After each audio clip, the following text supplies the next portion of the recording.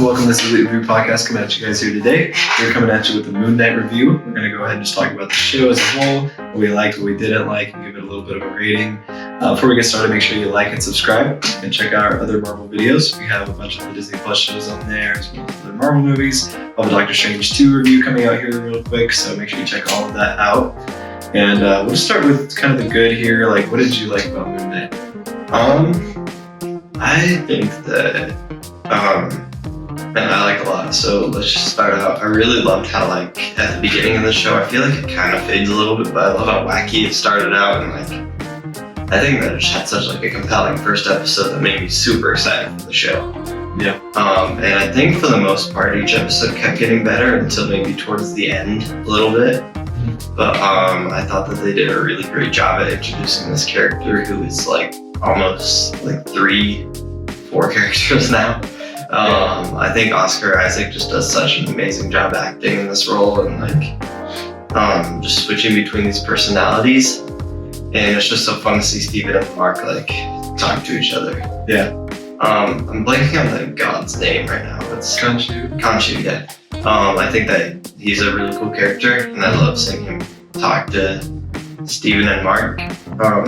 It seems towards the beginning of the show they were almost going for like a scary vibe at some points, which I really liked. I don't think they really did it after like episode 2. Yeah.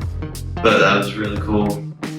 And I think just like all the stuff with the Egyptian gods and stuff is really cool to see. Yeah, what do you think? Yeah, I mean, it was a cool show. It was definitely different, which I liked because it just felt not like the other MCU shows or movies.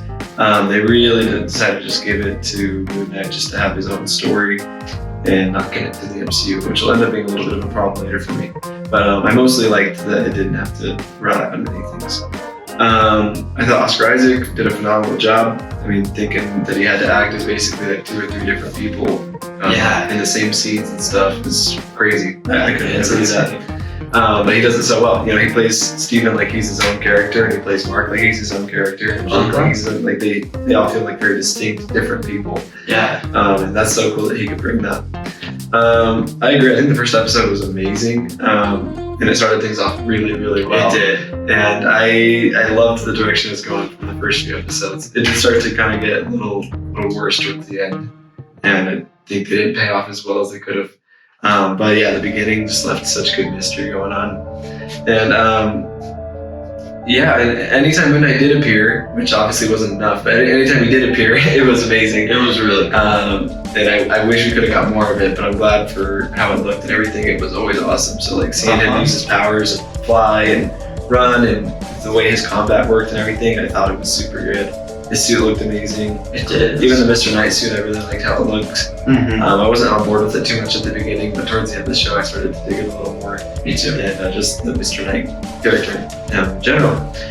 I thought Arthur Harrow as well was a really good villain. He didn't just feel mustache twirling. He felt very like just he wants to be an avatar for Amit, very committed to Amit. And I liked how he just had kind of that goal in mind. He wasn't even that much after Moon Knight or Oscar Isaac's character much. It just was like, just wanted his goal to release Amit. That's really all he wanted.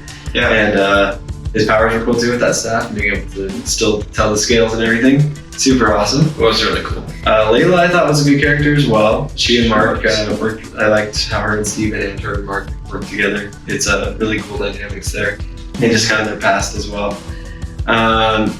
So yeah, I mean, it overall worked really well. I thought the show had a really good start, and it decided to just kind of roll with just being this unique kind of crazy thing. And it tied into the gods really well too. Like Khonshu like was great. Amit was pretty cool when she showed up.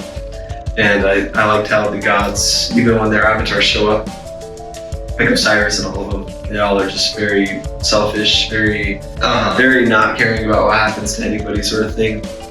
And I loved how they just like how these avatars work and everything. It kind of, I think, makes the future pretty cool because I hope something like this kind of happens again.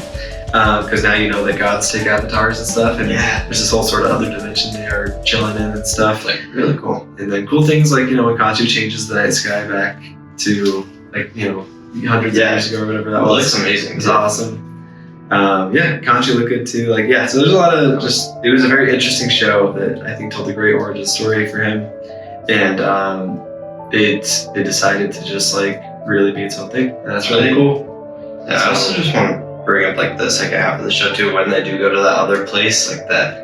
The underworld sort of place? Yeah, like when they die. Yeah, that was cool. That was all really cool. And I thought they really connected the backstory super well. That episode was so good. Yeah, and that one episode, just going through his past and seeing all those things with his parents and how his mom treated him and how Steven was created, I thought was amazing. Yeah, super good. Yeah, it kind of pulled like a WandaVision where it just takes an episode towards the end to dive into past things, which I still don't really get. I could do that at the end, but Yeah. I love to do that. But it was really good, and it did do it better because it's just like it was cool to watch it the way they were watching it. This weird underworld place they were in their mind. And it doesn't feel like it was just a big pause in the story either. Like, No. It felt like it could go right there. Yeah. Unlike WandaVision. It applied well, and it was so cool to see how Steven was created, and then just seeing even when Mark shows back up for her funeral and things like that, and seeing like why Steven's back now for such a long time. How Mark uses Steven as someone to get through grief, like that's pretty cool. And I thought that was very clever. And it's not what I expected to really happen. Yeah, me too. So yeah, that was a good episode. I don't know if it was placed in the right area, but it worked. And a lot of it worked. We'll get into kind of what we were mixed about or what's bad now. But what is there any problems you had with the show?